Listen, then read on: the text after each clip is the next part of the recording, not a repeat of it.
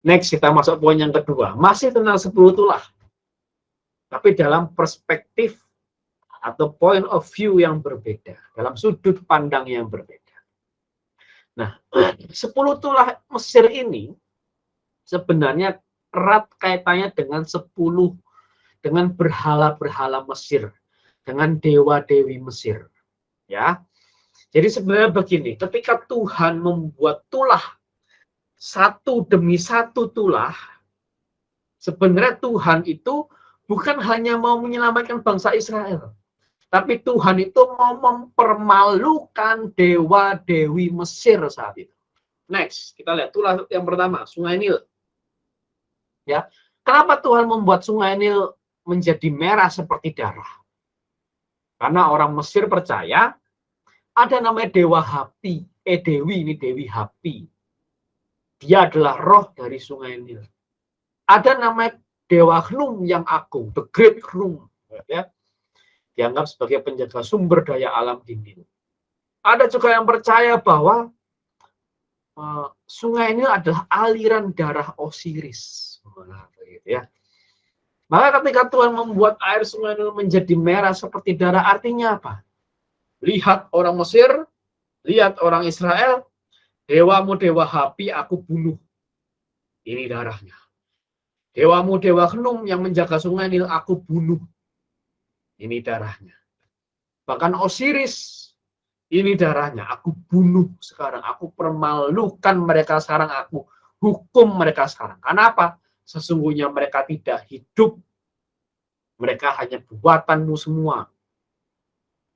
Maka dengan mudah Sungai Nil aku buat jadi merah. Karena Tuhan mau mempermalukan dewa-dewi. Itu tentang Sungai Nil. Next. Dewa apalagi yang Tuhan permalukan? Dengan kata, yaitu ada Dewi Heket. Dengan tulah kata Tuhan mempermalukan Dewi Heket. Next. Dan tulah apalagi? Nyamuk. Tuhan mempermalukan Dewa Geb. Dewa Geb itu yang di bawah, yang kepala ular. Ya. Atasnya itu Dewi Nut. Itu katanya istrinya. Itu kata mitologi Mesir. Tuhan mempermalukan Dewa Geb atas tulah nyamuk. Karena nyamuk berasal dari debu dan tanah. Next. Atas tulah lalat pikat, Tuhan mempermalukan dewi atau dewa nih ya, dewa wajib. Next, atas penyakit sampar pada ternak, Tuhan mempermalukan Hathor, Tuhan mempermalukan Knum, Tuhan mempermalukan Bas. Kalau teman-teman Bapak Ibu lihat gambar yang paling kiri, itu Hathor. Nah, ketika orang Israel keluar dari Mesir, dan orang Israel membuat lembu emas, sesungguhnya siapa yang dia buat? Hathor. Ya, jadi nanti ketika kita baca nanti kitab, mungkin masih kitab Keluaran juga sepertinya, ketika orang Israel membuat lembu emas, atau kita bilang aja, saya lupa, siapa yang dia buat? Hathor. Maka Tuhan nggak suka. Itu yang mereka buat. Padahal Hathor sudah dipermalukan dengan tulah sampar pada ternak. Next lagi. Tuhan permalukan siapa lagi di sini? Barah. Tuhan mempermalukan Sekhmet dan Imhotep. Next. Hujan es. Tuhan mempermalukan Dewi Nut. Ya. Dan Dewi Nut ini ibunya Osiris, Hathor, Set, Isis, Neptis. Ya. Tuhan mempermalukan Dewi Nut, Dewi Langit. Next. Belalang, Tuhan mempermalukan Dewi Nepri, Dewa Ermunet, Dewa Rene Nutet, Dewi Rene Nutet, dan Dewa Set. Next, gelap gulita, di sini Tuhan mempermalukan Amon-Ra, Kun, Horus, Petah, dan Tuhan mempermalukan Fir'aun sendiri. Gambar yang paling kanan itu adalah patung Fir'aun bersama dengan Dewa Amon-Ra dan Dewi Mut. Gitu ya. Jadi banyak pandangan bahwa Firaun ini merepresentasikan dewa matahari Ra. Jadi ketika tulah gelap gulita terjadi, maka siapa yang Tuhan permalukan? Para dewa-dewi ini dan Firaun sendiri. Next, tulah ke-10 puncaknya. Siapa yang Tuhan permalukan di sini? Semua dewa-dewi Mesir. Maka di Keluaran 12 ayat 12 dikatakan, Keluaran 12 ayat 12 dikatakan bahwa sebab pada malam ini aku akan menjalani tanah Mesir dan semua anak sulung dari anak manusia sampai anak binatang akan kubunuh, dan kepada semua Allah di Mesir, kepada semua dewa di Mesir akan kujatuhkan hukuman, akulah Tuhan. Jadi anak sulung mati itu sebenarnya Tuhan mempermalukan semua dewa-dewi Mesir. Nggak ada apa-apanya. Sampah mereka itu. Gitu kira-kira. Mereka itu mati, Allah yang tidak hidup, Allah yang tidak benar, Allah ciptaan manusia. Gitu kira-kira. Next. Maka dari 10 tulah ini, Tuhan mengatakan apa? Dengan 10 tulah Mesir, Tuhan secara jelas menantang, mengejek, mengalahkan, menjatuhkan hukuman, membunuh, menghina, mempermalukan sebagai dan semuanya itu ya, menjatuhkan hukuman kepada dewa-dewi Mesir. Pertanyaan yang sama. Oke, Bert, next. Aku tahu sekarang ada 10 tulah nih, ada hubungan dengan dewa-dewi Mesir. Oke, sekarang buat aku apa kan begitu lagi? Next.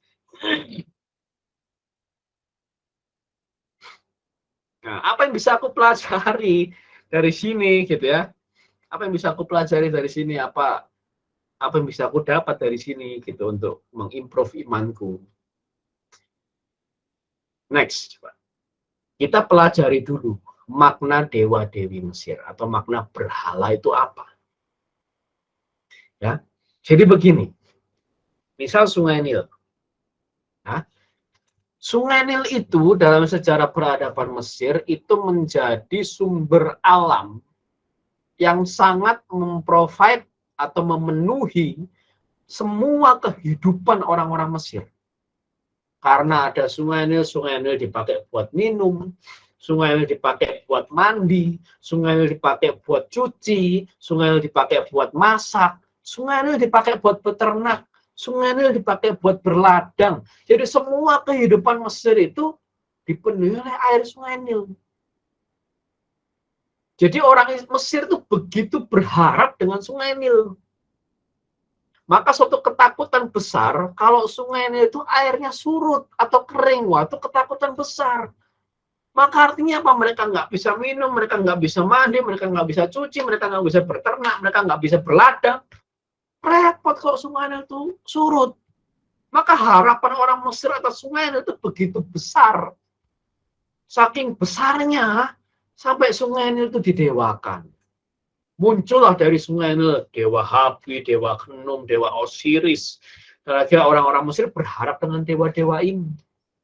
Nanti suatu ketika Sungai Nil itu airnya surut, langsung orang Mesir itu mengadakan festival. Wah, entah apapun itu ya. Festival ritual untuk menyenangkan dewa Hapi, festival ritual untuk menyenangkan dewa Khnum, festival ritual untuk menyenangkan dewa Osiris. Supaya apa? Supaya Sungai Nil tidak surut tapi kembali meluap lagi airnya dan kita bisa memanfaatkan, kita bisa hidup lagi. Jadi konsep berhala dalam pandangan orang kuno adalah tempat berharap. Itu sama seperti konsep Tuhan kita di orang modern ini. Kan Tuhan tempat kita berharap, ya kan? Nah, berhala buat orang kuno juga sama, dewa-dewi buat masyarakat kuno juga sama, tempat mereka berharap. Gitu. Nah, pertanyaannya, maka untuk kita zaman sekarang, next. Ini orang Mesir kuno menaruh pengharapan kepada dewa-dewi mereka. Mesir kuno menaruh pengharapan kepada Allah-Allah mereka, kepada berhala-berhala mereka. Maka pertanyaan buat kita, next. Kepada siapa atau kepada apa selama ini kita menaruh pengharapan? Nah, ini berhala modern kita. Tempat di mana kita berharap lebih daripada kita berharap pada Tuhan. Mungkin selama ini kita merasa, wah, uanglah tempat aku berharap. Begitu kerja keras hanya untuk uang, akhirnya apa? Dengan harapan kalau aku punya banyak uang, ya hidupku bahagia, hidupku terprovide. Menaruh harapan yang sangat tinggi pada uang. Ya, sampai beberapa kebudayaan tertentu, kayak kebudayaan Chinese muncullah dewa uang gitu kan, karena saking berharapnya sama uang gitu. Jadi muncullah dewa kekayaan gitu kan. Itu karena saking berharapnya atas kekayaan, saking berharapnya atas uang. Mungkin pekerjaan. Beberapa dari kita mungkin merasa kalau aku nggak kerja, aku nggak bisa hidup. Saking berharapnya dengan pekerjaan. Kalau aku nggak kerja, maka nama baikku tercoret, mungkin begitu. Kalau aku nggak kerja, maka cita-citaku nggak tercapai. Saking berharapnya dengan pekerjaan. Maka pekerjaanlah jadi dewa-dewi kita. Gitu. Atau mungkin keluarga. Nah, ini yang paling sering. Mungkin seorang orang tua begitu berharap anaknya jadi seperti apa yang dia mau. Begitu berharap anaknya yang akan merawat dia ketika dia tua. Menaruh banyak sekali pengharapan ke anaknya. Bahkan lebih besar dia berharap sama anaknya daripada sama Tuhan. Nah, ini repot. Berhalalah anaknya ini. Atau seorang anak yang memberhalakan orang tuanya, begitu berharap sama orang tuanya. Gitu. Berharap orang tuanya bisa selalu provide. Gitu kan. Wah, kalau aku nggak sama orang tuaku, aku nggak di-provide. Kalau aku nggak sama orang tuaku, aku ini dan itu. Begitu kan. Berharap mengikuti cita-cita orang tua dan sebagainya macamnya. Begitu. Ya, maka artinya orang tua jadi berhala kita. Gitu. Kalau Mesir punya berhalanya sendiri, punya dewa-dewinya sendiri, atas dasar harapan mereka atas dewa-dewi itu, kita orang modern pun juga punya berhala kita sendiri. Tempat di mana kita menaruh pengharapan selain daripada Tuhan. Maka dalam konteks 10 tulah yang berhubungan dengan dewa-dewi Mesir ini, next, Tuhan mau bilang apa? Tuhan mau bilang begini, bahwa kamu lihat orang Mesir, kamu lihat orang Israel, kamu tidak bisa berharap pada dewa-dewi. Kamu tidak bisa berharap pada sungai Nil. Kamu tidak bisa berharap pada langit. Kamu tidak bisa berharap pada bumi. Kamu tidak berharap pada matahari. Karena akulah yang bisa memberikan jaminan yang lebih pasti daripada sungai Nil, daripada bumi, daripada langit, daripada matahari. Itu yang Tuhan mau bilang untuk saya, untuk teman-teman juga mungkin. Waktu mau bilang, nggak ada yang bisa kasih jaminan lebih pasti daripada aku. Jauh melebihi uang yang kamu punya, pekerjaan yang kamu punya, keluarga yang kamu punya, pegangan hidup yang kamu punya. Cuma Tuhan yang kasih kepastian. Nah, kalau kita sebenarnya punya pandangan yang mengakar atas hal ini, saya cukup yakin dan percaya kita akan meminimalisir rasa kecewa. Karena rasa kecewa itu muncul ketika kita mulai berharap pada sesuatu yang ya bukan Tuhan. Berharap pada anak, gitu ya. Ternyata anaknya tidak menjadi seperti harapannya. Kecewalah dia, sakit hati, yang begitu. Berharap kepada uang, ternyata dia sudah kerja keras sebagai macamnya nggak kunjung dapat banyak uang. Kecewalah dia, sakit hati. Atau mungkin investasi bodong gitu kan, wah berharap dapat uang besar dari investasi ini gitu kan. Ternyata aku ditipu, kecewa dan sakit hati. Nah, kalau kita punya pandangan bahwa Tuhan tempat kita berharap, dan kita tahu Tuhan lakukan segala sesuatu yang mungkin nampaknya buruk, seperti tulah-tulah Mesir ini, tapi kita percaya itu akan mendatangkan kebaikan, keselamatan, dan pembebasan akan kita, maka itu akan meminimalisir rasa kecewa yang kita punya. Nah, itu saja mungkin dari saya. Selanjutnya mungkin akan disampaikan oleh Saudara Leo. Silakan Bapak Leo. Oke, ya ini saya sedikit aja, sudah dibahas banyak juga. Ini mengenai kerasnya hati Firaun ya. Ini sudah ketiga kalinya dalam topik kitab Keluaran di 2 minggu sebelumnya dan 2 minggu sebelumnya lagi. itu sudah dibahas mengenai kerasnya hati Firaun. Nah, di sini ada beberapa ayat yang menyebutkan, sebenarnya tadi Kak Berto sudah menunjukkan bahwa ketika Firaun melihat itu telah terasa kelegaan, dia tetap berkeras hati, hati Firaun tetap berkeras, Firaun tetap berkeras hati, Firaun tetap berkeras hati, dan Tuhan mengeraskan hati Firaun, dan berkeraslah hati Firaun. Nah, di sini hanya ada poin sedikit aja mengenai kerasnya hati Firaun. Pertama-tama, ini kata Hedok ya, bahwa Firaun sendiri yang mengeraskan hatinya sehingga dia tidak membebaskan Israel dari perbudakan Mesir. Allah memang bukan sumber kejahatan, ini kata Agustinus dari Hippo. Bahkan Firaun sendiri pun tidak mau mendengarkan perkataan dari ahli-ahli sihir Firaun. Malaikat-malaikat kegelapan dan roh-roh di udara tidak dapat melakukan hal yang sama jika kuasa itu tidak diberikan dari atas. Itu kata-kata Agustinus dari Hippo. Oleh karena mereka menyadari hal itu, maka mereka mengakui bahwa ini adalah tangan Allah yang bekerja. Apakah Tuhan mengeraskan hati Firaun? Nah, di sini di Keluaran 9 ayat 12, tapi Tuhan mengeraskan hati Firaun sehingga ia tidak mendengarkan mereka seperti yang telah difirmankan Tuhan kepada Musa. Nah, di dalam terjemahan pada hari ini kita dapat tambahkan juga dalam pengertian kita, pada zaman itu pandangan dunia yang berlangsung adalah banyak Allah yang saling bertanding, ya, atau banyak dewa yang saling bertanding satu sama lain. Mereka tidak mengenal konsep Tuhan saat ini sebagai dewa dari segala dewa, bahkan mereka juga tidak mengenal siapa sih Tuhan ini, ya, seperti yang sudah kita bahas 2 minggu yang lalu. Nah, konsep Tuhan itu sendiri, Tuhan yang esa, yang besar, itu sama sekali tidak dikenal oleh bangsa Israel. Tapi mereka tuh mengakui paham dewa-dewa yang mereka tuh bisa saling punya kekuatan sendiri-sendiri dan bisa saling saling bertanding gitu ya, saling menghancurkan. Nah, ini pun juga pertama-tama kata Jimmy Akin ini merupakan gaya sastra penulisan untuk menunjukkan bahwa Tuhan itu yang berkuasa. Nah, Firaun itu mengeraskan hati yang terlebih dahulu, tapi Tuhan kemudian membiarkan Firaun meneruskan jalannya. Jadi Tuhan itu memang tidak membatasi kehendak bebas manusia, sebagaimana itu salah satu esensi manusia diciptakan. Dia ada kehendak bebas, pria dan wanita diciptakan setara, ada akal budi dan lain sebagainya. Yang pertama-tama Tuhan tidak membatasi kehendak bebas manusia, tapi Firaun mengeraskan hati terlebih dahulu hingga Tuhan membiarkan Firaun meneruskan jalannya.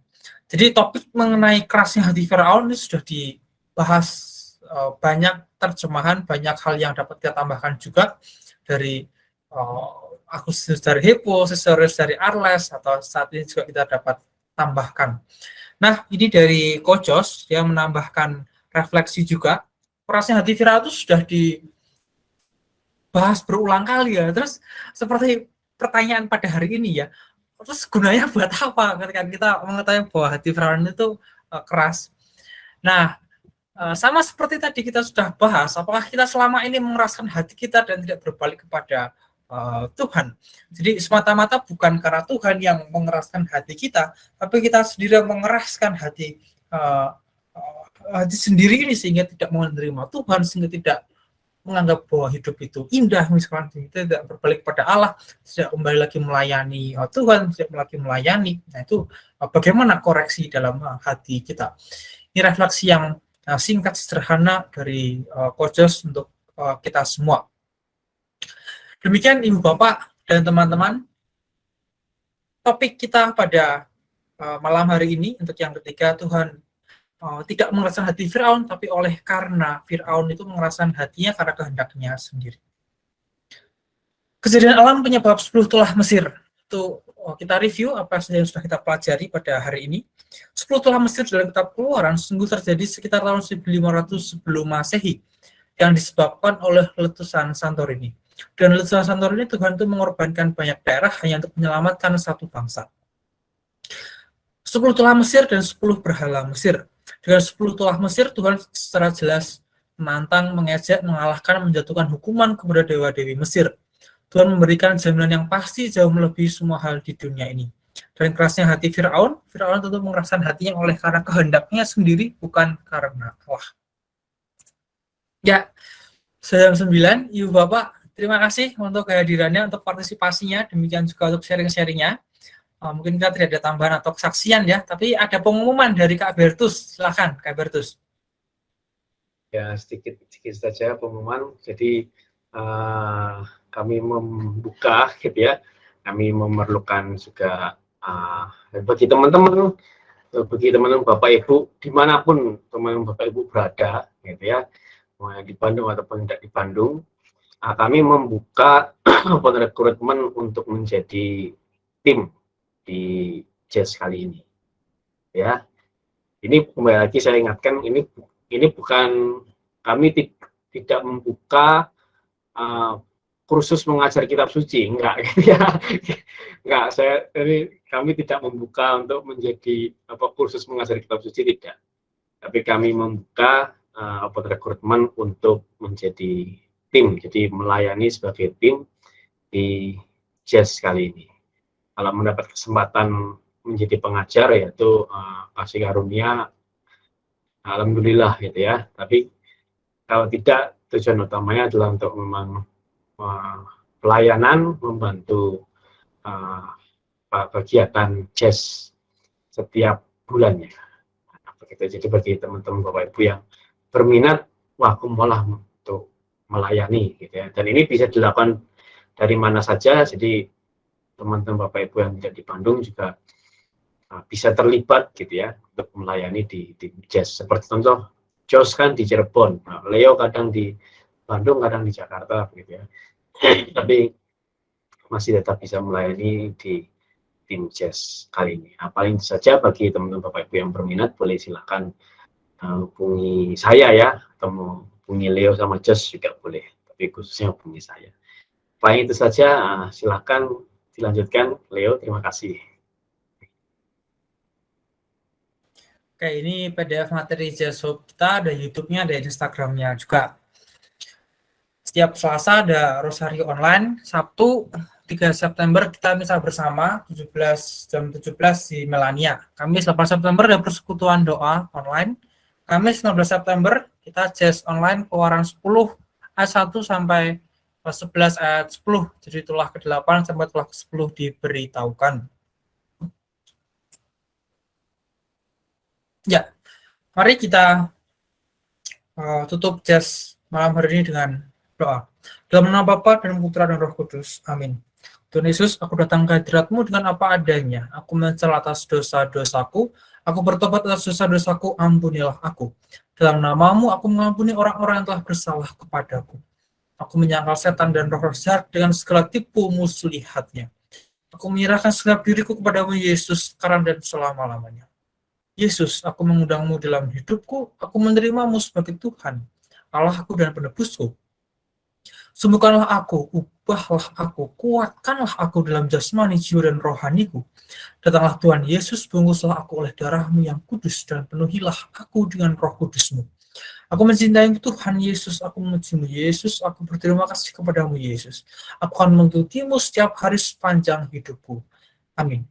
Bunda Maria, Ratu Kedamaian, seluruh malaikat-malaikat dan orang-orang kudus, tolonglah aku. Amin.